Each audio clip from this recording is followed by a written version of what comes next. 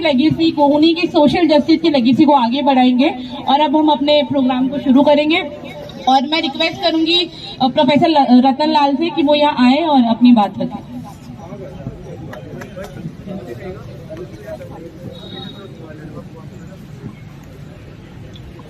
शुक्रिया और आप सबको बधाई कि कम से कम बद्री की गूंज दिल्ली यूनिवर्सिटी कैंपस में भी गूंजी और अपने डेमोक्रेटिक राइट्स के लिए जो आप प्रोटेस्ट कर रहे हैं इसके लिए भी आपको बधाई और शुक्रिया। मैं एक छात्र भी हूँ, शिक्षक भी हूँ, पढ़ाता भी हूँ और जिस अभी जीबी पंत इंस्टीट्यूट इलाहाबाद में बद्री जी से मेरी बात होती रहती है। कल मैंने उनको फोन भी किया था कि जरा अम्बेडकर नामा पे आइए और अपना पक्ष रखिए। बहुत लिबरल लेफ्ट पहले कहे जाते रहे हैं और अचानक टर्न मारे हैं राइट की ओर। अरे वीसी बनना है, राष्ट्रपति बनना आपकी महत्वाकांक्षा हो सकती है, लेकिन इतना विचारधारा से इतना समझौता नहीं हो सकता है। और खास तौर से जिनकी ट्रेनिंग सिस्टम से लेफ्ट की ओर, मैं लेफ्ट पार्टी की बात नहीं कर रहा, व्यवस्था से लेफ्ट की ओर जिनकी ट्रेनिंग हुई है वो इतना जल्दी स्विच करेंगे, ये थोड़ा सा अटपटा लगता है। बहरहाल जिस सिस्टम से आप लड़ने जा रहे हैं और बद्री नारायण वो घटना नहीं संकेत है। चप्पे चप्पे पे ऐसे लोग आपको मिलेंगे, दिल्ली यूनिवर्सिटी में भी मिलेंगे, हर चप्पे पे मिलेंगे। चप्पे चप्पे पे द्रोण है, हर शाख पर मनु है, ये आपको समझना होगा। इस कैंपस में मैं पिछले तकरीबन 25 साल से हूँ। कैंपस के स्वरूप को बदलते हमने देखा है, लोगों को देखा है। हमारे छात्र कई हैं जो पढ़ा रहे हैं, ब्यूरोक्रेसी में है और मेरे लिए छात्र तो छात्र होते हैं। मैं उनकी जाति नहीं देखता, उनका धर्म नहीं देखता, क्योंकि मैं भी अगर देखना शुरू कर दूं तो मेरे में और द्रोण में कोई अंतर नहीं होगा। जाहिर है कि जो कमजोर छात्र होते हैं उनके प्रति थोड़ा सा झुकाव ज्यादा होता है कि उनको कैसे बेहतर करें, उसको कैसे अच्छा बनाएं। कई बार उनको फाइनेंशियल मदद भी करना होता है, कई बार जितना वश में है। तो शिक्षक का ये धर्म तो हमने सीखा, अपने गुरुओं से भी सीखा है। इसी कैंपस में हमारे गुरु जब पैसे नहीं होते तो हमारी फीस भी भरते थे, हमें खाना भी खिलाते थे। तो इस कैंपस से हमने ये सीखा है। तो जिस व्यवस्था से आप लड़ने जा रहे हैं वो बहुत ही क्रूर और निर्दयी है। उसमें इमोशन नाम की चीज आपके लिए नहीं है। अब मैं क्यों कह रहा हूं ये बात? इसलिए कह रहा हूं, कुछ दिन पहले मैं एक सिलेक्शन कमेटी में बैठा था और सिलेक्शन कमेटी EWS की थी, टीचर की, असिस्टेंट प्रोफेसर की। पहले इंटरव्यू में छात्र कम आए तो हमने कहा जो अवेलेबल है उसी का कर लेते हैं। अथॉरिटी ने कहा कि नहीं, इसको डेफर कीजिए, 1 हफ्ता और टाइम दीजिए। हमने फाइन, फेयर इनफ, 1 हफ्ता टाइम बढ़ा दिया गया। 5-6 छात्र आए, इंटरव्यू लिया। इंटरव्यू कैसा है नहीं कि वैल्यू जजमेंट में नहीं दूंगा, क्योंकि आप सब कई रिसर्चर हैं और टीचर एक दिन में नहीं बनता है। टीचर बनना एक प्रोसेस है, लगातार प्रैक्टिस करना होता है। एक दिन में आप सब कुछ नहीं जान सकते। इंटरव्यू हमने लिया, ठीक है, मोर और लेस ठीक था, मतलब बहुत एक्स्ट्राऑर्डिनरी नहीं था, लेकिन मैंने कहा कि भाई इसमें जो बेस्ट अवेलेबल है उसको ले लीजिए। और मैं यहाँ पे इसलिए ये बात कह रहा हूं, मैं दलित, और जो बोर्ड में बैठे हुए थे बॉस वो अपर कास्ट है, अपॉइंटमेंट होना था EWS का, अपर कास्ट का, और वो कह रहे हैं कि इसको नॉट फाउंड सुटेबल कीजिए। मैंने कहा मैं नहीं कर सकता। अगर मैं नॉट फाउंड सुटेबल लिखूंगा तो इसका मतलब है मैं भी द्रोण के श्रेणी में हूं, मैं नहीं लिख सकता। मैं छात्र है। आज ये मैंने क्यों कहा ये बात कि किसी भी छात्र को अगर आप नॉट फाउंड सुटेबल लिखते हैं तो उसके कॉन्फिडेंस को आप तोड़ते हैं, उसके ऊपर आप वैल्यू जजमेंट देते हैं।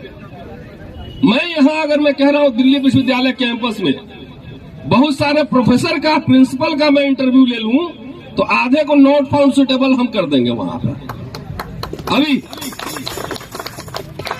आप एक मेरे मित्र हैं कमल चौबे, उन्होंने एक पोस्ट अभी लिखा था फेसबुक पर कि जो प्रोफेसर इंटरव्यू लेने आ रहे हैं और जो प्रोफेसर बन रहे हैं, दोनों को गूगल में सर्च कर रहा हूं, कोई उनका रेफरेंस आर्टिकल वगैरह कुछ नहीं मिल रहा है। जो इंटरव्यू ले रहा है उनका भी है, जो इंटरव्यू दे रहा है उनका भी, और सारे प्रोफेसर बन रहे हैं। तो ये अगर पूरी इसकी जांच हो जाए तबीयत से तो ये सबसे बिगेस्ट एकेडमिक ये पूरा आपको घपला मिलेगा। मेरी एक राजनीतिक समझ हो सकती है, लेकिन जब मैं चेयर पे रहता हूं, मैं जब क्लास लेता हूं, तो मुझे ये फर्क नहीं पड़ता है कौन ब्राह्मण है और कौन नॉन ब्राह्मण है और कौन दलित है। मेरे लिए छात्र छात्र होते हैं। मैंने नॉट फाउंड सुटेबल नहीं लिखा कि एक नौजवान छात्र जो रिसर्चर है उसको आप मोरली जो है आप उसको डाउन कर रहे हैं। ये एक शिक्षक का काम है जो मैंने अपने शिक्षकों से ही सीखा है। और ऐसे शिक्षक, अरे नहीं आ रहा कोई बात नहीं, ऐसा बच्चा इधर आओ, 1 महीना टाइम है, लो ये किताब सब है, पढ़ो, तैयारी करो, पढ़ा लोगे। एक दिन में कौन यहाँ बिपिन चंद्र, सुमित सरकार, ज्ञान पांडे बन जाएगा? कौन बनेगा? नहीं बन सकता। Teaching is a learning process. Teaching is a learning process. हर दिन हम सीखते हैं, हम अपने छात्रों से भी सीखते हैं। और एक दिन में आप जो है वहां बैठ के न्यायाधीश के चेयर पर बैठकर नॉट फाउंड सुटेबल का मतलब है फांसी चढ़ा दे। सवाल यह है, कई छात्र मेरे पास कल आए थे और कह रहे थे कि कोर्ट में चला जाए। हम बोले यही फिर गलती कर रहे हो, जनेऊ लीला में फिर फंस जाओ। कोर्ट अभी देखे नहीं हो ना, 20 मुकदमा हम लड़के बैठे हो, अभी भी लड़ रहे हैं हाई कोर्ट में, सुप्रीम कोर्ट तक लड़े। तो न्यायाधीश कैसे न्याय करते हैं ना, वो भी हम जानते हैं। Show me your face, I will show you the rules. सीधा अगर बोल दिया, उल्टा दे दिया तो तब कहां जाओगे?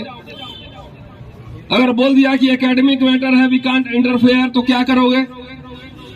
ये लड़ाई न्यायालय की लड़ाई नहीं, ये लड़ाई सड़क की लड़ाई है। और वैसे वैसे बद्री नारायण पूरे भारत में मिलेंगे।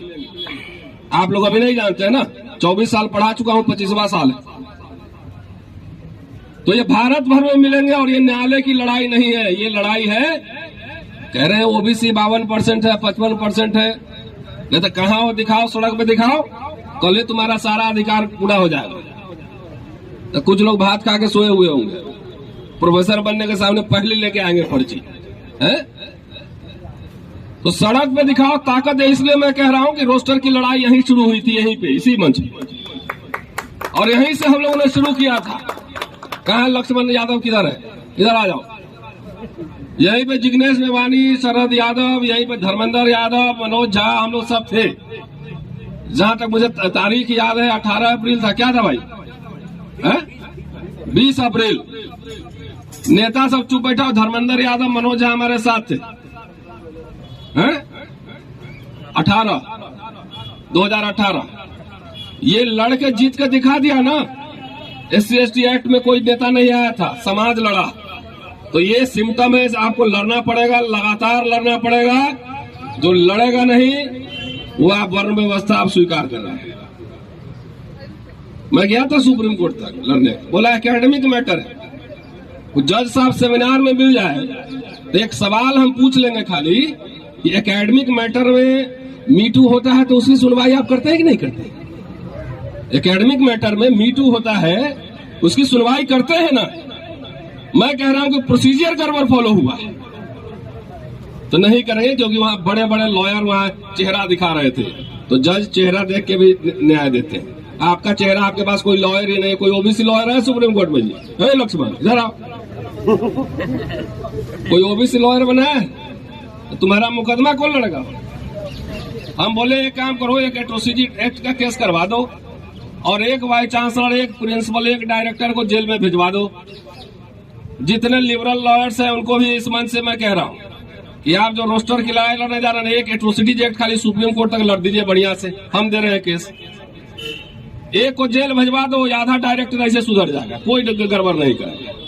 भीख मत मांगो, यह आपका अधिकार है। और खास तौर से मैं मयंक यादव और विवेक राज, कहाँ विवेक शायद यहाँ पे होगा, मैं उनको आभार शुक्रिया करता हूं कि कम से कम उन्होंने ओबीसी कमीशन को लिखा इस बात को, ओबीसी कमीशन ने संज्ञान में लिया है और वो नोटिस जारी हुआ। उसका रिजल्ट ये है कि आज ही जो है बाबू बद्री नारायण जी ने आज स्पेशल रिक्रूटमेंट ड्राइव निकाला है। मैं कागज लेकर आया हूं, समझ गए? आज ही 10 तारीख का है, देख लीजिए। advertisement for a special drive to fill SC, ST, OBC and EWS category. अब इसमें जनेऊ लीला का है, कहाँ गया साथी एक जनेऊ लीला कर रहा था, आओ इधर आओ। अब इसमें जनेऊ लीला क्या है समझाओ। सब कुछ दे दिया है। Assistant professor OBC 2, SC 1 total 3, associate professor OBC 2, professor OBC 2, EWS और SC 1। एडवर्टीजमेंट तो हो गया। अब OBC में बोलेंगे देखिए हम तो कितना लिबरल आदमी है, क्लास 3 और क्लास 4 में तो हम पूरा भरते हैं, एक्स्ट्रा भी ले लेते हैं, लेकिन प्रोफेसर नहीं बनाएंगे। प्रोफेसर तो सिर्फ जो है जनेऊ लीला है। एडवर्टीजमेंट निकल गया, लेकिन अगर चाप के नहीं रखिएगा, हल्ला नहीं करते रहिएगा, तो एडवर्टीजमेंट जो एडवर्टीजमेंट ही रह जाए, कभी इंटरव्यू भी नहीं होगा। समझ गए, ये है जनेऊ लीला। समझ गए कि इसलिए लगातार यहां से लेकर इलाहाबाद तक और BHU जहां जहां आपके साथी हैं 100, 50, 25 जितने हैं, सब सड़क पे उतरी। एक लड़ाई लड़ेंगे, हर जगह ये बाई चांसलर, प्रिंसिपल, डायरेक्टर सुधरेगा नहीं। लड़ेंगे, एडवर्टीजमेंट निकाल देगा, 500 रुपया फॉर्म का भी ले लेगा, इंटरव्यू ही नहीं करेगा। हमारी ये मांग है कि इस लीला में हमें न फंसाइए। पिछला जो अपॉइंटमेंट किए हैं, जिसमें NFS की है OBC, जो कि जनरल के कट ऑफ को मीट कर रहा है, वो पूरा इंटरव्यू रद्द किया जाए पहले। और ये भी मांग कर रहा हूं दिल्ली विश्वविद्यालय से लेकर तमाम विश्वविद्यालय, मेरिट की दुहाई देते हैं ना, मेरिट की दुहाई दे रहे हैं, एक काम करो, लाइव करो इंटरव्यू, सबका करो लाइव, रिकॉर्डिंग पे रखो, तब न मेरिट पता लगेगा। भैया इसका चेहरा बड़ा बढ़िया है, गोड़ा चिट्टा देख रहा है, बढ़िया है ना, टीकी भी रखा है, जनेऊ भी रखा है, तो बोलो बेटा बोलो गोवा के स्पेलिंग, तो गोवा के स्पेलिंग बोल के वो पास हो जाता है। गलत बोल के पास हो जाएगा, GAO बोल के पास हो सकता है। हम चेकोस्लोवाकिया का भी स्पेलिंग सही बोल देंगे तो बोलेगा नॉट फाउंड सुटेबल। बात समझे, ये है बाबू जनेऊ लीला। तो इसलिए इसका पूरा लाइव कराओ, ये डिमांड रखो लक्ष्मण, लाइव होना चाहिए। एक तरह के सवाल सबसे पूछे जाएं। दिल्ली विश्वविद्यालय का छात्र रहा हूं, पढ़ा भी रहा, तो ये मेरिट लीला हमको मत समझाओ बबुआ, समझे। ये हम जानते हैं कैसे यहाँ मेरिट बनता है। एक तो सोशली कल्चरली कंस्ट्रक्टेड है, आपको पूरा फैमिली की विरासत मिली है, सदियों से सब कुछ मिला है। हम पहला जनरेशन है, हिंदी मीडियम पढ़ के यहाँ आ रहे हैं, तो आप तो 100 मीटर पहले भागे हुए, और तब भी आपसे बेहतर मैं तो सिलेक्शन कमेटी में बैठता हूँ। SC, ST, OBC में आता है पोस्ट डॉक्टरल, डॉक्टरल आता है। फेयर करा लो ना, रिकॉर्डिंग कराओ, लाइव कराओ, किससे डरते हो?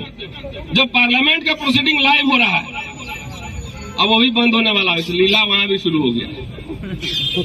तो ये मास्टर का अपॉइंटमेंट, लेक्चरर का अपॉइंटमेंट लाइव नहीं करा हुआ, क्यों? जरा दिखाओ मेरिट समाज को भी, सबका हो। तो इसलिए साथियों, बाकी वक्ता लोग हैं, काफी बोलेंगे, लेकिन ये सवाल ये मत समझिए कि अगर जीवी पंत वहां ठीक हो गया तो अब पूरा भारत ठीक हो जाएगा। लगातार अपने हक हकूक की लड़ाई, चाहे सत्ता कितना भी ऑथोरिटेटिव क्यों न हो, तानाशाह क्यों न हो, आपको लगातार अपने हक और हकूक की लड़ाई लड़ती रहनी पड़ेगी। बद्री नारायण घटना नहीं, संकेत है, सिम्टम है कि व्यवस्था कैसे काम करती है। शुक्रिया, थैंक यू। जिंदाबाद जिंदाबाद जिंदाबाद, बद्री नारायण मुर्दाबाद मुर्दाबाद मुर्दाबाद। हमारे बीच अभी विवेक राज है, और मैंने पहले कहा था कि मयंक और विवेक ने OBC कमीशन में अर्जी दी थी इसके खिलाफ। विवेक को मैं ढूंढ रहा था और नहीं मिले, लेकिन अभी मिले हैं और सीधा OBC कमीशन से वो आ रहे हैं। तो इस मामले में क्या अपडेट है, इसके लिए आग्रह करें कि विवेक ही बताएं क्या हुआ OBC कमीशन। आइए विवेक। धन्यवाद सर। सबसे पहले सबको क्रांतिकारी इस्तकबाल। अभी हम लोगों ने, मयंक यादव और मैंने मिलके अभी OBC कमीशन में जो पिटीशन डाली गया था जीवी पंत इंस्टीट्यूट के खिलाफ, तो उस पर संज्ञान लेते हुए आप लोग को पता है कि उन्होंने नोटिस जारी किया और उनको 2 दिन का समय दिया कि आप इस पे जवाब दीजिए। अभी बद्री नारायण जी इतना हड़बड़ी में थे कि उन्होंने उनसे कमीशन में हियरिंग से पहले उन्होंने वैकेंसी का घोषणा कर दिया। उसके बाद उन्होंने एफिडेविट फाइल किया है जो कि कॉन्फिडेंशियल है, मैं आपके बीच नहीं रख सकता। तो उनकी हो सकता है कि 12 और 13 को हियरिंग होगी और इस मुद्दे पे हम लोग लड़ाई लड़ेंगे और जो भी होगा तो आप लोग को अपडेट किया जाएगा।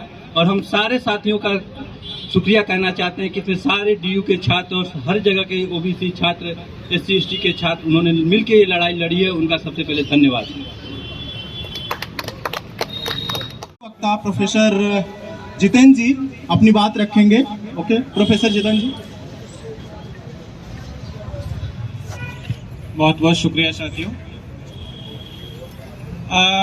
जब आज हम लोग यहाँ पर खड़े हुए हैं, लगभग 2 साल पहले भी हम यहीं पर खड़े हुए थे और हम लोगों ने एक देशव्यापी मूवमेंट खड़ा किया था और जो सवाल था वो भी यही था, जातिवाद हो बर्बाद, कैंपसों में जातिवाद नहीं चलेगा। और उस दिन जो लड़ाई थी वो लड़ाई ये थी कि भाई आप जो विश्वविद्यालयों से इन दलित, पिछड़े, शोषित जो आदिवासी तबके के लोग हैं, इनको जो आप बाहर कर रहे हैं, ये बाहर करने का सिलसिला बंद हो। और वो सिलसिला उस दिन कानूनी था। हम लोगों ने वो लड़ाई लगभग 1 साल तक लड़ी और उसके बाद जीती और ये सुनिश्चित किया कि शायद भविष्य में ऐसी कोई लड़ाई हमें फिर से न लड़नी पड़े। लेकिन क्या हुआ, जीबी पंत इंस्टीट्यूट का जो रिजल्ट आया और उसमें जब हम लोगों ने देखा, हम जिस फैटर्निटी से आते हैं, एकेडमिक्स जहां से हम लोग देखते हैं, जो वो पूरा का पूरा स्कोर कार्ड है, उसमें चाहे अनरिजर्व कैटेगरी के कैंडिडेट्स को ले लीजिए, चाहे रिजर्व का ले लीजिए, सबका ले लीजिए। होना ये था कि पहले एक यूआर कैटेगरी की मेरिट बननी थी जिसमें कि एक पर्टिकुलर स्कोर से ऊपर के जितने भी लोग थे, चाहे वो रिजर्व कैटेगरी से आते हो चाहे नहीं आते हो, सबको कॉल किया जाना था रिजर्व कैटेगरी के अंतर्गत। लेकिन पहली धांधली ये की कि एससी के फॉर्म्स को अलग किया गया, एसटी के फॉर्म्स को अलग किया गया, ओबीसी और यूआर के फॉर्म्स को अलग किया गया, ईडब्ल्यूएस के फॉर्म्स को अलग किया गया, देन मेरिट तैयार हुई। यहीं से धांधली की शुरुआत हुई। और जब अपॉइंटमेंट किया गया, यूआर का अपॉइंटमेंट देखिए, कौन लोग हैं, या तो तिवारी जी हैं या पांडे जी हैं, उनको और नहीं मिले, या सिंह साहब है ईडब्ल्यूएस में जो है। लेकिन इंटरेस्टिंग चीज यह है कि जब आपका खुद का स्कोर, जो रिजर्व, जिनको अनसूटेबल करार दिया गया, अनफिट करार दिया गया, उनका खुद का जो स्कोर है आप देखेंगे तो यूआर कैटेगरी जो लोग अपॉइंट हुए उनसे ज्यादा बेहतर है। लेकिन आपने क्या किया, क्योंकि 100% वेटेज आपकी सिलेक्शन कमेटी के पास था, आपने उसकी पूरी मेरिट को ध्वस्त कर दिया। उसकी जो बरसों की मेहनत थी उसको ध्वस्त किया और उसके ऊपर एक टाइटल चिपका दिया, उसके माथे पे लिख दिया गया अनसूटेबल। और ये जो पूरा का पूरा खेल है, ये दरअसल आपके ऊपर सदियों से एक क्वेश्चन लगाया जा रहा है कि आपके अंदर मेरिट नहीं है, आप इस सिस्टम के लिए फिट नहीं है। ये बात सच है कि द्रोणाचार्य के लिए एकलव्य फिट नहीं बैठ रहे थे, राम जी के लिए सम्मुख फिट नहीं बैठ रहे थे, और वो सिलसिला वहां से जो चला था वो आज तक इसी तरीके से जारी है। जीबी पंथ वालों ने जैसे आपने विरोध शुरू किया, उन्होंने फिर से एडवर्टीजमेंट कर दिया। मामला इतना नहीं है, मामला यह है कि पूरी की पूरा ये जो स्कैम है इसको ध्वस्त किया जाए, पूरी अपॉइंटमेंट कैंसिल की जाए, फिर से एडवर्टीजमेंट हो, और यूआर कैटेगरी के लिए भी आप फेयर इंटरव्यू कीजिए, और जो लोग डिजर्विंग थे, जो आपका सुटेबल कैंडिडेट थे, चाहे वो रिजर्व कैटेगरी के थे, उनको भी अगर वो सुटेबल है तो वहां लीजिए। आपने बयान दिया कि हम रिसर्च इंस्टीट्यूट है। सर ऐसा है, हम बहुत बेहतर तरीके से जानते हैं कि रिसर्च इंस्टीट्यूट क्या होता है, एकेडमिक इंस्टीट्यूट क्या है, आपसे ज्यादा बेहतर तरीके से जानते हैं। आप ये हम लोगों को मत समझाइए कि क्या है क्या नहीं है, हम बहुत अच्छे से जानते हैं, और ये भी जानते हैं कि क्यों आप हमें अनफिट करार देते हैं, अनसूटेबल करार देते हैं। वो करार देते हैं क्योंकि शायद हमारी जाति उनके हिसाब से फिट नहीं बैठती है। उनको दिक्कत होती है जब आप उनके साथ बराबर से बैठ करके कुर्सी पे चौड़ाई लेते हैं तो उनको तकलीफ होती है कि ये लोग जो कुछ दशकों पहले तक इनके दरवाजे, इन संस्थानों के दरवाजे इनके लिए बंद थे, ये दरवाजे तक नहीं पहुंच पाते थे, आज बराबर से कुर्सी लेकर के टाइट होकर के अपनी बात कहते हैं, अपना हक रखते हैं, अपना सवाल करते हैं, और यही सवाल उनके लिए परेशानी पैदा करते हैं और इसीलिए वो आपको अनफिट करार देते हैं। सिलसिला सिर्फ ऐसा नहीं है कि जीबी पंत कोई एक इंस्टीट्यूट है। जिस विश्वविद्यालय के प्रांगण में आप खड़े हुए हैं, ये विश्वविद्यालय भी पहले अनफिट करार दे चुका है रिजर्व कैटेगरी के कैंडिडेट्स को, आपको नॉट फाउंड सुटेबल करार दे चुका है, आज भी दे रहा है। कुछ महीने पहले यहां पर भी अपॉइंटमेंट्स हुई थी पॉलिटिकल साइंस जैसे सब्जेक्ट में, एडहॉक के लिए स्पेशल वैकेंसी आई और उसमें कहा गया कि नॉट फाउंड सुटेबल।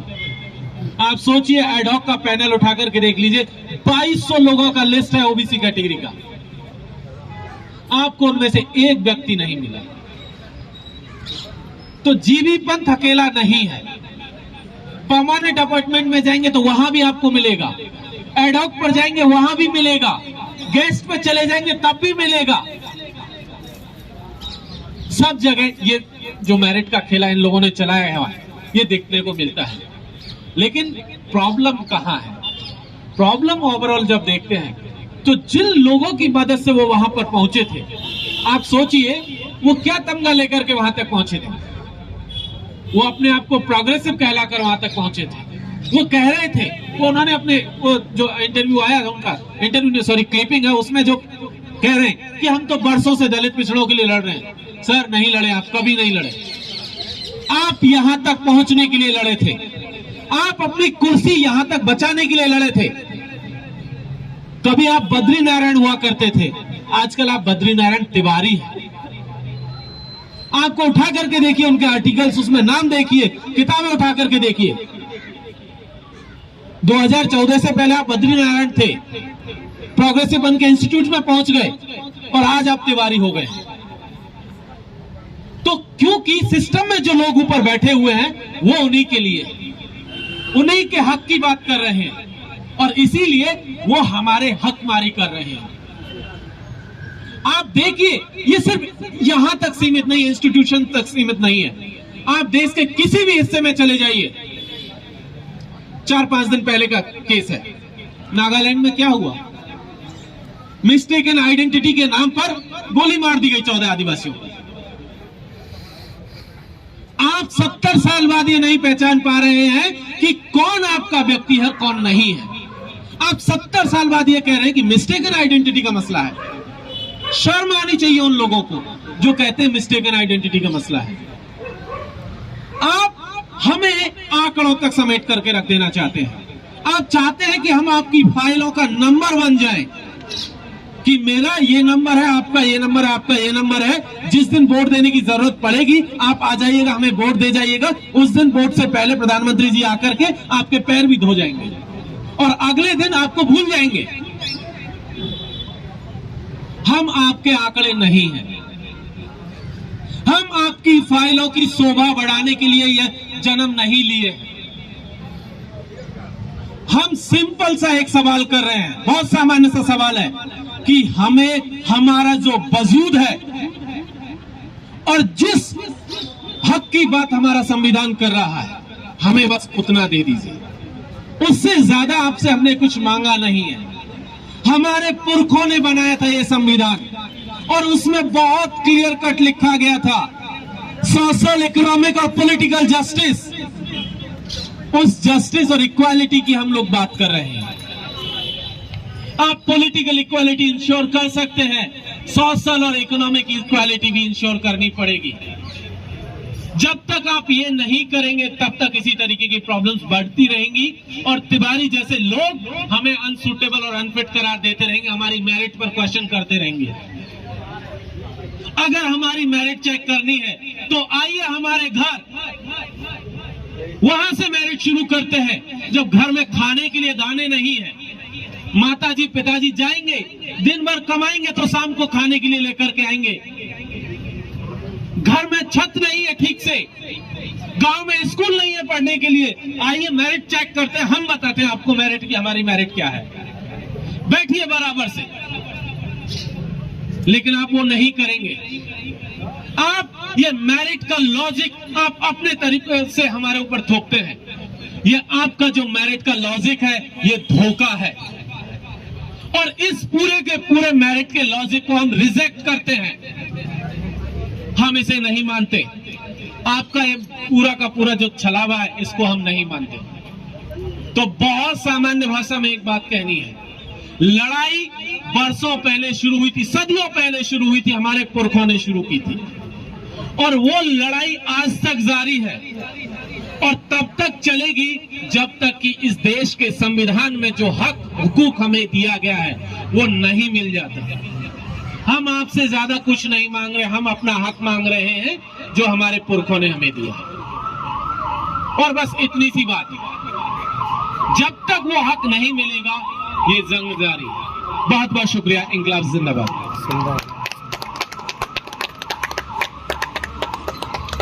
बात को आगे बढ़ाते हुए हम प्रोफेसर लक्ष्मण यादव को बुलाना चाहेंगे, जो अपनी बात को रखेंगे यहाँ और हमें बताएंगे कि कैसे ये द्रोणाचार्य हमारी सीटों को कैसे खींचने के प्रयास कर रहा है। आज भी ये उन्हीं प्रयासों में लगा हुआ है। साथी लक्ष्मण जी,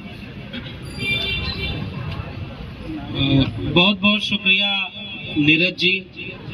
और इस विरोध प्रदर्शन और बातचीत के लिए एक मौके के रूप में जो मंच दिल्ली विश्वविद्यालय के तमाम छात्र संगठनों ने तैयार किया है, उन सभी संगठनों का शुक्रिया कि आपने एक ज्वलंत और जरूरी मसले पर ये बातचीत की और हमें आमंत्रित किया। और आज की बातचीत का बहुत बड़ा हिस्सा तो पहले से लोगों ने बोल दिया, आप भी जानते होंगे। उसका केंद्रीय एक शब्द है NFS, not found suitable, non found suitable. कौन? विश्वविद्यालय में प्रोफेसर बनने वाले लोग। इस बात पर कि एक वंचित शोषित जमात के लोग एनएफएस हो रहे हैं, हम तब बातचीत करने आए हैं जब इस देश को चलाने वाले लोग खुद एनएफएस थे। प्रधानमंत्री, मुख्यमंत्री, सुप्रीम कोर्ट के न्यायाधीश जनता की भाषा में एनएफएस हैं, लेकिन आज वो सत्ता में बैठे हैं तो सब कुछ सही। यह बात एक विश्वविद्यालय परिसर में ही कही जा सकती है। क्यों एनएफएस है? उत्तर प्रदेश, जहां से मैं आता हूं, जहां रामराज उफान पर है, वहां के मुख्यमंत्री जो इस समय हैं, उनकी काबिलियत क्या थी? लेकिन आज वो मुख्यमंत्री हैं, लेकिन हम कहेंगे आप एनएफएस हो। प्रधानमंत्री, उनकी भाषा देख लीजिए, उनका काम देख लीजिए, उनकी नीयत देख लीजिए, उनकी हरकत देख लीजिए, आपको लगेगा ही नहीं कि वो व्यक्ति उस पद के लिए सुटेबल है। तो जो प्रधानमंत्री नहीं बनने के लिए सुटेबल है वो प्रधानमंत्री बना हुआ है, और जो मुख्यमंत्री नहीं बनना चाहिए, जो उस पद के लिए सुटेबल नहीं है वो मुख्यमंत्री है। और एक दलित, पिछड़ा, आदिवासी न्यूनतम अर्हता प्राप्त करने के बाद प्रोफेसर बनने जाए तो वो नॉट फाउंड सुटेबल है। ये राष्ट्र विरोधी गतिविधियां हैं और इसका विरोध इस राष्ट्र के हर नागरिक को करना चाहिए। पहली बात। दूसरी बात ये कि विश्वविद्यालयों में इस बात की बहस क्यों होनी चाहिए? विश्वविद्यालयों का वह स्पेस, जिसे हिंदी में कहते हैं जन क्षेत्र है, ये पब्लिक स्पेस है। ये भारत एक राष्ट्र नहीं था 1947 वाली आजादी के पहले। हालांकि आज कुछ नए एनएफएस टाइप के लोग ये कहते हैं कि 2014 के पहले तक भारत गुलाम था। भारत को आजादी कब मिली? 2014 में। लेकिन हम तो विश्वविद्यालय में खड़े, हमने इतिहास पढ़ा और समझा है कि 26 जनवरी 1949 को बाबा साहब अंबेडकर ने एक वाक्य, बहुत महत्वपूर्ण वाक्य कहा था कि आज से हम अंतर विरोधों के दौर में प्रवेश कर रहे हैं। हमने एक व्यक्ति एक वोट का अधिकार दे दिया, राजनीतिक बराबरी का मौका दे दिया, मगर जब तक इस समाज में सामाजिक गैर बराबरी और आर्थिक गैर बराबरी मौजूद रहेगी, हम एक राष्ट्र, मुकम्मल राष्ट्र नहीं बन पाएंगे। तो एक एजेंडा था 1950, 26 जनवरी 1950 के बाद, कि आपको एक इंक्लूसिव कंट्री बनना है, एक राष्ट्र बनना है। यानी आपने अब तक अपनी बहुत बड़ी आबादी को बुनियादी जिंदगी की हकीकतें, जरूरतें उनसे वंचित कर रखा था। भारत का संविधान लागू हुआ और अब आपको उन वंचित, शोषित जमात के लोगों को समाज की मुख्य धारा में शामिल करके उस नेशन बिल्डिंग प्रोसेस को मजबूत करना था। और इस पूरे एजेंडे में अगुवाई किसके हाथ में थी?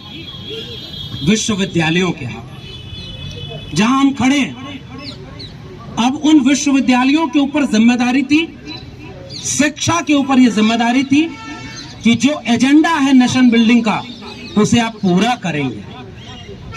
तो इसका मतलब क्या हुआ कि इन विश्वविद्यालयों को वैसा पहले खुद होना था जैसा वो देश बनाना चाहते थे। एक बहुत बड़ा एजेंडा इस विश्वविद्यालयों और सार्वजनिक विश्वविद्यालयों के ऊपर जिम्मेदारी के तौर पर रखा गया था। मगर हुआ क्या? 1990 तक, लगभग 4 से 5 दशक बीतने के बाद इस देश ने यह महसूस किया कि उन विश्वविद्यालयों को चलाने वाले, इनमें पढ़ने वाले, पढ़ाने वाले, शोध करने कराने वाले, सिलेबस बनाने और उनको पढ़ने पढ़ाने वाले सारे लोग 99.99% वही हैं जो सदियों से आप सभी 90-99% जो वंचित शोषित जमात थी, जिनकी हकमारी किए थे और खुद सबसे ऊपर श्रेष्ठता बोध के साथ बैठे हुए थे। ये इन विश्वविद्यालयों में हुआ। अगर ऐसा न होता तो इन विश्वविद्यालयों में आरक्षण लागू करने की जरूरत नहीं पड़ती। विश्वविद्यालय में आरक्षण कब आया? 1990 के बाद दलितों और आदिवासियों को आरक्षण देना पड़ा ताकि कुछ दलित आदिवासी एडमिशन लेकर के पढ़ने आए और काबिल बनकर के, प्रोफेसर बनकर के पढ़ाने जाएं। और हुआ क्या कि उस आरक्षण को जो 1950 में लागू होना था, लागू किया 90 में। ओबीसी का आरक्षण जो 1993 में लागू हो जाना चाहिए था, वो लागू किया 2006 में। इन तीनों तबकों की आबादी 85%। और आरक्षण मुकम्मल ढंग से लागू कब हुआ? 2006 में। और उसके बाद जब 1 जनवरी 2020 की आरटीआई का जवाब, जब मैंने खुद आरटीआई लगाई कि इन विश्वविद्यालयों में कितने प्रोफेसर SC ST OBC हैं, तो उसमें पता चल रहा है कि 2019 तक देश की आधी से ज्यादा अन्य पिछड़े वर्ग की आबादी के प्रोफेसर 0 हैं और 2020 में उनकी आबादी है 9। यानी जिनकी आबादी देश में आधी है, उनके प्रोफेसर 9 प्रोफेसर। दलितों और आदिवासियों के professor 93 to 95% reserve post vacant रखे।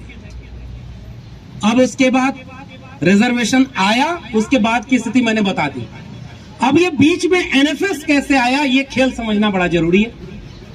तो जब रिजर्वेशन आया और तब अचानक, एक तो ये भी बात हमको इस तरह के मंच जब लगते हैं तो बार बार दोहराने की जरूरत है कि मैं जहां से बात शुरू किया था कि एक मुकम्मल मुल्क बनने के लिए विश्वविद्यालयों के ऊपर जिम्मेदारी थी कि आप इंक्लूसिव बनिए। उन्हें विश्वविद्यालयों में नारा लगा था कि मां सरस्वती का पावन प्रांगण दूषित हो जाएगा अगर इसमें दलित, पिछड़े, आदिवासी एंट्री कर जाएंगे। आरक्षण विरोध के गढ़ रहे हैं ये विश्वविद्यालय। नंबर 1 बात। नंबर 2 बात, आरक्षण लागू हो गया।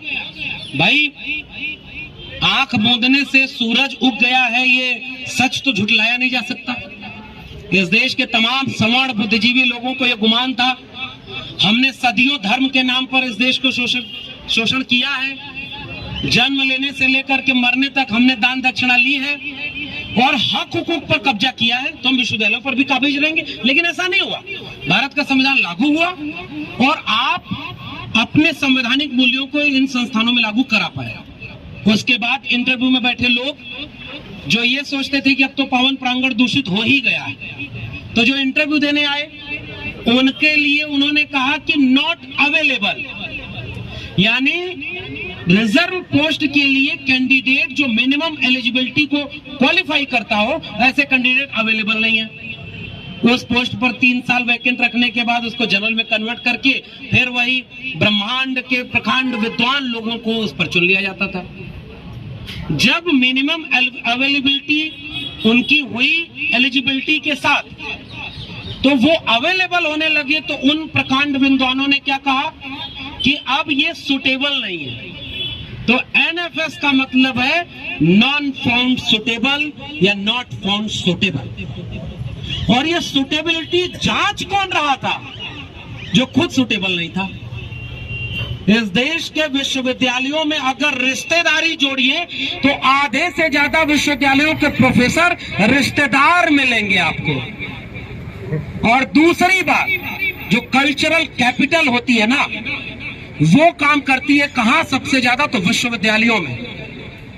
आप एक दलित पिछड़ा के घर में अगर पढ़ने लिखने वाले लड़के का नंबर कम आ जाए, लड़की पढ़ने लगे, तो उसको जा करके उस गांव के सवर्ण लोग कहते हैं कि अरे पढ़ाई लिखाई से क्या हो रहा है, कहां फंसाए हो, अपना पेशे में लगाओ, काम धंधा करेगा।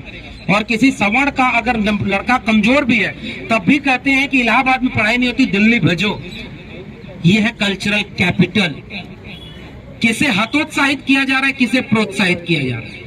किसके लिए पहले से 4 रिश्तेदार विश्वविद्यालयों में एडमिशन कराने की पहले मौजूद हैं, और कौन यहाँ पर आकर के पीएचडी का एडमिशन मेरे अपने विभाग में हो रहा है, और मैं 140 सीट पर 1400 लोग इंटरव्यू दे रहे हैं, आधे मिनट में आप कैसे जांचेंगे? कहां से फोन आता है? तो वो कौन सुटेबल है जिसने तुमको नौकरी दी? इसी दिल्ली विश्वविद्यालय के आधे से ज्यादा लोग रिश्तेदार भरे बैठे। सबको पता है कि पहले किसकी नियुक्ति होगी, ये तय हो जाता है, तब उसमें अपॉइंटमेंट का प्रोसेस शुरू किया जाता है। और यह बात हम बोले ना, क्योंकि कल को हम भी नॉट फाउंड सुटेबल हो जाएंगे। हमें बोलना पड़ेगा कि ये सुटेबिलिटी जांच करने वाले लोग, अभी हमारे संचालक महोदय द्रोणाचार शब्द का इस्तेमाल कर रहे हैं। अमूमन मैं बचता हूं इस मिथकीय टर्मिनोलॉजी को प्रयोग करने से, क्योंकि जब हम एकलव्य को मानते हैं तो हमें द्रोणाचार्य को मानना पड़ेगा। अगर हम शंभू को मानते हैं तो राम के एग्जिस्टेंस को भी हम एक्सेप्ट कर लेते हैं। लेकिन अगर किसी को भाषा ही वही समझ में आती है तो हम भी उसी की भाषा में कहेंगे कि तुम 13 पॉइंट रोस्टर क्यों ले आए। इसी जगह पर रोस्टर का आंदोलन हुआ क्योंकि दलित पिछड़ा आदिवासी प्रोफेसर न बन पाए। तुम इन विश्वविद्यालयों में रिजर्वेशन को, रोस्टर को लागू क्यों नहीं ढंग से करते? क्योंकि ये लोग प्रोफेसर न बन जाए। और आज की प्रोटेस्ट अधूरी होगी अगर हम रोहित वेमुला को याद नहीं करेंगे। रोहित वेमुला के प्रकरण ने, रोहित वेमुला की सांस्थानिक हत्या ने इस देश के कैंपसों को समावेशी बनाने का एक मौका दिया था। शहादत देनी पड़ी थी और सांस्थानिक हत्या हुई उसकी। तब जाकर के इन कैंपसेस में विमर्श खड़ा हुआ कि ये विश्वविद्यालय वैसे विश्वविद्यालय है ही नहीं जैसा फूले अंबेडकर, पेरियार, सावित्रीबाई फूले और फातिमा शेख बनाना चाहते थे। ये घोर जातिवाद के अड्डे हैं। क्योंकि मैं आज भी कह रहा हूं, आज भी डेटा उठाकर देखिए, इसी दिल्ली विश्वविद्यालय के हिंदी विभाग में इसी जगह पर आंदोलन करना पड़ा कि 72 साल में पहली बार कोई प्रोफेसर विभागाध्यक्ष बनने जा रहा है, और वहां भी वो नॉट फाउंड सुटेबल। ये कुलपति जो बैठे हैं, तमाम कुलपति, मैं नाम नहीं लूंगा, इशारे में आप बात समझिए, प्लेगरिज्म का आरोप है इनमें, थीसिस चोरी किए हुए हैं, और आज कुलपति बने बैठे हैं सुटेबल बन करके, क्योंकि उनका झंडे का रंग नागपुर से मिलता है। इस बात को क्यों नहीं बोला जाए? इस देश में कुलपतियों के ऊपर जितने आरोप हैं, प्रोफेसरों के ऊपर जितने आरोप हैं, ये अगर जांच हो जाए, एक दलित पिछड़ा अगर प्रोफेसर बन जाए तो उसकी छोटी सी चूक उसी मनुस्मृति के मुताबिक ब्राह्मण हत्या कर दे तब भी वो माफ है, क्योंकि वो ब्रह्मा का अवतार है धरती पर। तो एक प्रोफेसर अगर थीसिस चोरी कर ले तो उसके नाम पर शिक्षक दिवस मना लो, ये देश धूमधाम से शिक्षक दिवस मनाएगा। ये कौन सा देश है भाई? इसलिए यह सवाल ऐसे हर मौकों पर उठाया जाना जरूरी है। 69,000 शिक्षक भर्ती घोटाले की मांग आपने अपने आज के आंदोलन में शामिल की। शिक्षक बनाना था ना। और वो आदमी जो राम राज्य की बात करता है, उसके लिए हमारे कबीर साहब ने लिखा है, मैं तो रेफरेंस से बात कर रहा हूँ, मन ना रंगाए रंगाए जोगी कपड़ा, और दाढ़ी बढ़ाए जोगी हो गया बकरा। ये मूड मुड़ाए भय सन्यासी, ये लोग अचानक से राजधर्म निभाने की बात करने वाले कुर्सी पर बैठ गए और वादा किया था 70 लाख नौकरी 5 साल में देंगे। एक वैकेंसी फुलफिल किया उन्होंने, 69,000 शिक्षक भर्ती घोटाला, और उसमें आरोप इनके राष्ट्रीय पिछड़ा वर्ग आयोग ने लगाया कि ओबीसी का 27% रिजर्वेशन की बजाय 3.80% ओबीसी रिजर्वेशन लागू है। और वो जो लोग शिक्षक बन करके पढ़ाने जाते, वो लखनऊ में बैठ करके आंदोलन कर रहे हैं, और थोड़ा सा मुख्यमंत्री से बात करने जाते हैं तो लाठी पाते हैं, पुलिस पीट रही है उनको। और इसी दिल्ली विश्वविद्यालय में 5,000 से ज्यादा एडहॉक टीचर हैं, उनमें रिजर्वेशन लागू होने के बाद तमाम लोग एडहॉक बने बैठे, परमानेंट अपॉइंटमेंट बंद हो जाएगा। तो पहले नॉट अवेलेबल, फिर नॉट फाउंड सुटेबल, फिर उसके बाद इंटरव्यू ही नहीं होगा, फिर 13 पॉइंट रोस्टर आएगा, फिर उसके बाद आप लड़ करके जीतने लगेंगे तो नई शिक्षा नीति के नाम पर इन विश्वविद्यालयों को निजी हाथों में बेच दिया जाएगा। बनाए अंबानी अडानी की तरह Ashoka, Galgotia, lovely professional university, उनमें रिजर्वेशन है क्या? वहां तो कौन फाउंड सुटेबल कौन नहीं सुटेबल ये तो आप जान ही नहीं पाएंगे। जिसकी जेब में पैसा है वो पढ़ेगा, और जिसकी जेब में पैसा है वो पढ़ाएगा। ये डीयू जेएनयू जिस दिन बर्बाद हो गया, और हो गया है, मैं तो ये कह रहा हूं, इसको खोला क्यों नहीं जा रहा है? क्योंकि जैसे 10 महीने 1 साल से ज्यादा वक्त तक 750 लोगों की शहादत के बाद 56 इंच की सीने वाला दावा करने वाले फासिस्ट लोगों को झुकाने में किसान अगर कामयाब है तो इस देश के विश्वविद्यालयों को खोल देंगे। तो नई शिक्षा नीति को वापस लेने के लिए इन विश्वविद्यालय में आंदोलन खड़ा हो जाएगा। इसलिए आपका विश्वविद्यालय बंद किया गया, इसलिए आपका विश्वविद्यालय बंद किया गया। आपके विश्वविद्यालयों में नियुक्तियां इसलिए नहीं हो रही हैं क्योंकि कम से कम 49.5% रिजर्व सीटें तो आ गई हैं। इसलिए आप not found suitable, not available, यह सब किए जा रहे हैं। और जीबी पंत कोई पहला मामला नहीं है। जीबी पंत को शुक्रिया मैं अदा करता हूं कि उसने दोनों डेटा को पब्लिक डोमेन में रख दिया। इसी जेएनयू में, जवाहरलाल नेहरू विश्वविद्यालय में, यहां पर जो अभी तक कम से कम है पब्लिक फंडेड इंस्टीट्यूशन, वहां पर तो हमें किस्सा सुनने में आया कि वो लोग नेहरू की मूर्ति को रगड़ रगड़ के विवेकानंद बना रहे थे, नहीं सफल हुए तो अलग से एक मूर्ति बना दी है। इसी जगह पर भगत सिंह और सुभाष चंद्र बोस के साथ सावरकर की मूर्ति लगाई, ये विश्वविद्यालयों में किया गया। और जब ये नहीं कर पाए तो उन्होंने अपने विचारधारा के लोगों को वहां पर भर दिया। और जहां जहां दलित पिछड़े, वहां कोई भी विभाग ऐसा नहीं जहां एनएफएस नहीं हुआ। लेकिन जिसकी नौकरी एनएफएस कर दी जाती है वो तो इसलिए नहीं बोलता, मैं बोल रहा हूं, मान लो मेरा तो एनएफएस होना तय है, मैं ऑलरेडी एनएफएस हूं। बस ये है कि दिल्ली विश्वविद्यालय है, इस तरह के फोरम है तो हम बचे हुए। हमारे जैसे लोगों के लिए नई शिक्षा नीति लाई गई तो वहां एनएफएस किया गया, कोई बोलने वाला नहीं, क्योंकि प्रोफेसर पहली पीढ़ी के लोग आए भाई। एक जगह एनएफएस हो गया, आंदोलन कर लिए, तो अगली बार बोर्ड मेंबर देख के कहेगा अच्छा नेताजी आए हैं, इंटरव्यू देने आए हैं, आपसे क्या पूछे, आप तो सोशल मीडिया पे लिख दोगे, आप भाषण, ये बोलते हैं प्रोफेसर। अरे भाई, हमने आज तक जीवन में कोई चुनाव नहीं लड़ा और मेरे स्टाफ रूम से लेकर के डूटा तक में लोग कहते हैं आइए नेताजी कैसे हैं। ये प्रोफेसर की भाषा है। ये केवल इसलिए ये लोग उनसे डरते हैं जो अपने हकूक के लिए जागरूक है। अब ये रिकॉर्डिंग क्यों दिल्ली विश्वविद्यालय कराता है? ये देखने के लिए कि मैं सुटेबल हूं कि नहीं। तो इतना भाषण दे दिया है कि हमसे कम सुटेबल लोग तो हमारा इंटरव्यू लेते हैं। सच बात यह है कि इस देश में अकादमिया में बैठे तमाम लोग ऐसे हैं जिनकी क्वालिफिकेशन इंटरव्यू देने वाले से कम होती है, फिर भी उनके हाथ में कलम है। मैं गया था बीएचयू में इंटरव्यू देने, 5 ब्राह्मण मेरे डिपार्टमेंट का इंटरव्यू लेने बैठे। मैंने ये बात सोशल मीडिया पे लिख दी। ऑब्जर्वर बना के बिठाओगे एक ओबीसी को, एक एससी को, कि वो ऑब्जर्व करे कि जाति भेद हो रहा है कि नहीं इंटरव्यू में। अगर वो ऑब्जर्वर बोल भी देगा कि आपने इस कैंडिडेट के साथ भेदभाव किया है तो 5 लोग जिधर वोट देंगे उधर निर्णय होगा कि ऑब्जर्वर के आधार पर निर्णय होगा। ये इंटरव्यू बोर्ड का पैनल ही पूरी तरह फेक है और अलोकतांत्रिक है। और रतन लाल सर ने जो बात कही, मैं तो कह रहा हूं कि अगर वाकई सुटेबिलिटी देखना है तो करो लाइव टेलीकास्ट इंटरव्यू का। और दूसरी बात, मैं कुछ सुझाव देता हूं क्योंकि हम लोग समस्या तो झेल ही रहे, समस्या तो सही रहे। अब सुझाव क्या है कि पहला काम तो यह बंद होना चाहिए कि 100% वेटेज इंटरव्यू को क्यों दोगे भाई। अब इसी मामले में देखिए, ये पूरा स्कैम है। पहली बात तो ये कि आप लोगों को अपने लिए बधाई देनी चाहिए, जितने लोग इस आंदोलन में शरीक रहे, कि 2 दिन के अंदर कोई एनएफएस कर दिए जाने के बाद स्पेशल ड्राइव आज तक इस देश में नहीं आया होगा और उनको लाना पड़ा। ये आपकी ताकत और एकजुटता की परिचायक है और आपकी बधाई बनती है इस बात की। नहीं निकालते वो 3 साल एनएफएस कर दिया, उसके बाद वो यूआर में कन्वर्ट कर देते। नंबर 1 बात।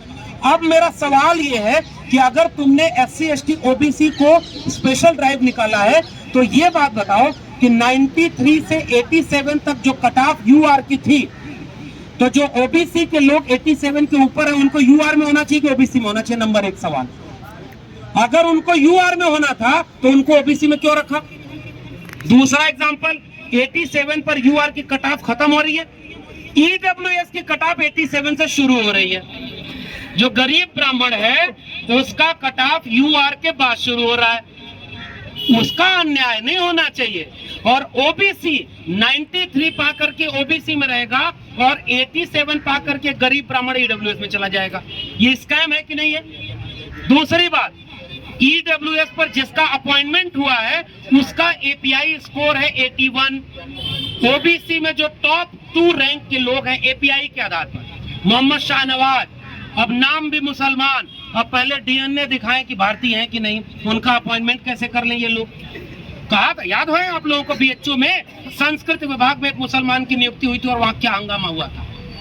तो Shahnawaz OBC API score 93, Shailendra OBC API score 91.5 और ईडब्ल्यूएस पे अपॉइंटमेंट जिसका हुआ उसका एपीआई स्कोर 81। तो वेद से लेकर बद्री तक जो काम हो रहा है वो वहां पे हुआ। और बद्री बाबू से जब पूछा गया, जनेऊ लीला है, और बद्री बाबू से जब पूछा गया कि ऐसा क्यों हुआ, तो उन्होंने कहा कि एपीआई तो क्वालिफाइंग है, उसका तो इंटरव्यू में कोई रोल नहीं होता, तो फिर उसके आधार पर क्वालिफिकेशन की लिस्ट क्यों बनाते हो? अगर वो उसका रोल नहीं है तो उसको मेरिट के आधार पर क्यों बनाए? नंबर 1 सवाल। नंबर 2 सवाल, बद्री बाबू कह रहे हैं कि हम शोध संस्थान हैं। बद्री बाबू वही जो पहले 2014 के पहले जब भारत गुलाम था तो वो तिवारी नहीं थे, और जब भारत आजाद हुआ तब उन्हें लगा अब अनुकूल समय है कि अब हमको अपना तिवारीपन सामने लाना चाहिए। इस देश के विश्वविद्यालयों में कांग्रेस के समय कांग्रेसी, वामपंथ सरकार में है तो वामपंथी, और 2014 में भारत आजाद हो गया तो हिंदू राष्ट्र बनाने वाले हिंदू इस देश के प्रोफेसर बने बैठे। जितना गिरगिट ने रंग बदले उतना तो यहाँ के बुद्धिजीवी लोगों ने रंग बदला है। और दिखा दीजिए इसी एनएफएस घोटाले में किसी ने एक ट्वीट किया हो तो बद्री बाबू तो घेरे में आ गए, और बद्री बाबू कह रहे हैं कि हम शोध संस्थान हैं, हमारे यहाँ असिस्टेंट प्रोफेसर वैसा नहीं होता, हमारे यहाँ प्रपोजल बनवाया जाता है, हमारे यहाँ ये किया जाता है कि कोई फंडिंग ले आए रिसर्च प्रपोजल बनाकर। तो 81 वाला एपीआई का गरीब ब्राह्मण इस सब में सफल है और 93 वाला ओबीसी तुम कैसे जान गए कि वो इन सब में विफल है? तुम अपनी सुटेबिलिटी नापने का पैमाना और थर्मामीटर हमको बताओ। दूसरी बात, अगर किसी इंस्टीट्यूट की नीड कोई है तो इंस्टीट्यूट में एडमिशन लेने के बाद उसको ट्रेंड करो। मंडल कमीशन की रिपोर्ट इस देश में लागू नहीं हुई, इसलिए यहाँ कोई एजुकेशनल रिवॉल्यूशन नहीं हुई। मैं आखिरी बात कह के जा रहा हूँ, इस देश में शिक्षा क्रांति की जरूरत है। आज इस देश का सबसे बड़ा सवाल शिक्षा है, क्योंकि शिक्षा विहीन करके इस देश को ऐसे गुलामों की भीड़ में और अनपढ़ों की भीड़ में तब्दील कर दिया गया है कि अचानक हिंदू मुस्लिम, अचानक कब्रिस्तान, अचानक अब्बा जान कह के इस देश में चुनाव लड़के वो जीत रहे हैं, क्योंकि शिक्षा बर्बाद कर दी गई। इसलिए मंडल कमीशन की रिपोर्ट को घर घर पढ़ाइए, उसमें लिखा हुआ एजुकेशन में रिफॉर्म करने की जरूरत है, और वो रिफॉर्म नहीं हुआ, इसलिए बद्रीनारायण तिवारी जैसे लोग पैदा हो रहे हैं। और बद्रीनारायण तिवारी कोई पहले नहीं है और आखिरी नहीं, जाने कितने प्रोफेसर है जिनका तो नाम ही आप नहीं जानते। कंक्लूजन मेरा ये है कि इंटरव्यू का 100% वेटेज खत्म होना चाहिए। एपीआई स्कोर है तो उसको 85% वेटेज दीजिए, और अगर कोई रिटन एग्जाम कराना तो उसको 85% वेटेज दीजिए। रिटन एग्जाम में एससी एसटी ओबीसी आपसे ज्यादा नंबर पा रहे हैं, इसलिए इंटरव्यू में बैठ करके उनकी सुटेबिलिटी जांचने के नाम पर उनके ख्वाबों की हत्या कर रहे हो। ये जो खुद सुटेबल नहीं है वो दूसरे की सुटेबिलिटी देख रहा। तो पॉइंट नंबर 1, इंटरव्यू को लाइव टेलीकास्ट करो। पब्लिक डोमेन में जिसने भी इंटरव्यू दिया है उसका मेरिट का बनाओ लिस्ट। यहाँ क्या होता है, जब सेलेक्ट हो गया उसको फोन चला जाता है, आपका हो गया आप आइए। दूसरा कहता है कि हमने आपसे सोर्स लगाया था, हमारा क्या हुआ? तो कहा कि उनका कोई जुगाड़ वाला नहीं है। इसलिए इंटरव्यू की मेरिट लिस्ट बने, इंटरव्यू को 100% वेटेज खत्म हो। बिहार लोक सेवा आयोग 85% एकेडमिक का नंबर देता है और 15% का इंटरव्यू देता है। इंटरव्यू में जाने के समय किसी को पता ही नहीं होता, आपका नाम इंटरव्यू बोर्ड वाला नहीं पूछता, आपको कोड दिया जाएगा और उस कोड पर आपको नंबर देना है। यहाँ तो इनको पहले से ही सारा बायोडाटा पता है, तो उनको भी पता है तो हमको भी पता है, तमाम लोगों का बायोडाटा, इसलिए यहाँ सबसे खराब है। आखिरी बात कि आपको एजुकेशन रिफॉर्म करने के लिए क्या करना चाहिए, एनएफएस को बैन लगाया जाना चाहिए, क्योंकि एनएफएस यूआर की पोस्ट पर अमूमन नहीं होता, वो रिजर्व पोस्ट पर भी एनएफएस है। इसलिए एनएफएस खत्म किया जाए और एनएफएस को करके यूआर में कन्वर्ट करने की पूरी पॉलिसी को खत्म किया जाए। इन सब का निदान क्या है, नई शिक्षा नीति 2020 को वापस कराया जाए। जाते जाते आपसे यही पूछने आया हूं कि अगर किसान अपने 3 बिलों को वापस करा सकते हैं तो इस देश के शिक्षक, छात्र, नौजवान क्या अपने इस नई शिक्षा नीति को वापस नहीं करा सकते क्या? ये विश्वविद्यालय कितने दिन नहीं खोलेंगे, लेकिन ये वादा करिए कि जब खुलेगा तब नई शिक्षा नीति को वापस कराएंगे, क्योंकि विश्वविद्यालयों को अगर बेच दिया तो एनएफएस करने की जरूरत ही नहीं पड़ेगी। इस देश के दलित, पिछड़े, आदिवासी इन विश्वविद्यालयों से हमेशा के लिए बाहर हो जाएंगे।